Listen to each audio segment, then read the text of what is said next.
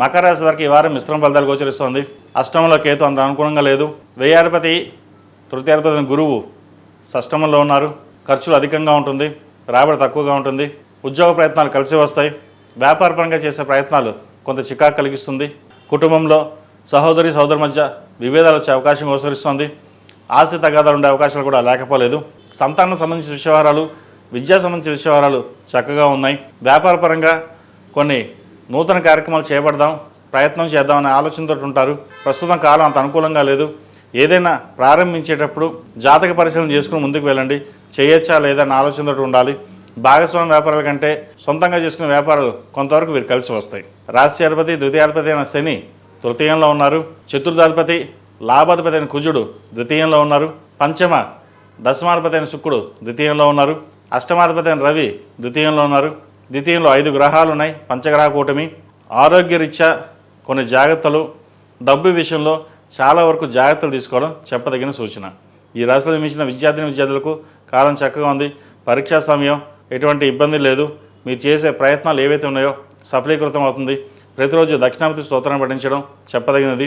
అదేవిధంగా విదేశాలకు వెళ్ళాలి చదువుకోనుకునే వారికి ప్రయత్నం తప్పకుండా చేయొచ్చు. వివాహ సంబంధించిన విషయవహారాలు కాలం అనుకూలంగా ఉంది. వివాహ ప్రయత్నాలు కలిసి వస్తాయి. అయితే ఒక సంబంధం చేతి దాకా వచ్చి చేజారిపోతుంది. ఇంకా మనకు వివాహం కాదేమో, ఇంకా మనం పెళ్లి చేసుకోదేమో అనే ఆలోచన ఎక్కువగా ఉంటుంది. అవన్నీ పక్కన పెట్టి ఏదైనా దైవానుగ్రహం ఎందుకు జరిగింది, ఇది మన మంచికేనా అనుకుని వివాహ ప్రయత్నాలు ప్రారంభించండి. మంచి సంబంధం కుదిరే అవకాశం ఈ వారం గోచరిస్తోంది. అదేవిధంగా ఈ రాశిలో జన్మించిన స్త్రీలకు వృత్తి ఉద్యోగాల పరంగా, వ్యాపార పరంగా మధ్యస్థ ఫలితాలు గోచరిస్తోంది. గడిచిన వారం కంటే కూడా ఈ వారం కొంతవరకు బాగుందని చెప్పవచ్చు. ఏదైనా కష్టే ఫలి అన్నారు పెద్దలు. కష్టం దిగిన ప్రతిఫలం మటుకి ఈ వారం తప్పకుండా లభిస్తుంది. అదేవిధంగా భూ సంబంధించిన వ్యవహారాలు, కాంట్రాక్ట్ ఫీల్డ్లో ఉన్న వారికి, రియల్ ఎస్టేట్ రంగంలో ఉన్న వారికి అంత అనుకూలంగా లేదు. సాఫ్ట్వేర్ రంగం వారికి అంత అనుకూలంగా లేదు. కళారంగాల వారికి, రాజకీయ రంగంలో ఉన్న వారికి వీరు కొంతవరకు అనుకూలంగా ఉందని చెప్పచ్చు. వైద్యులతో ఉన్న వారికి, లాయర్, డిపార్ట్మెంట్, పోలీస్ శాఖలో ఉన్న వారికి వీరికి అనుకూలంగా ఉంది. ఈ రాశివారు ప్రతిరోజు ప్రతినిత్యం అష్టములక తైలంతో దీపారాధన చేయడం, అదేవిధంగా నలుపు ఒత్తులతోటి శనివారం నాడు దీపం పెట్టడం వల్ల మంచి ఫలితాలు సంప్రాప్తిస్తాయి. ఈ రాశిలో జన్మించిన వారికి కలిసి వచ్చే సంఖ్య 5, కలిసి వచ్చే రంగు నేవీ బ్లూ.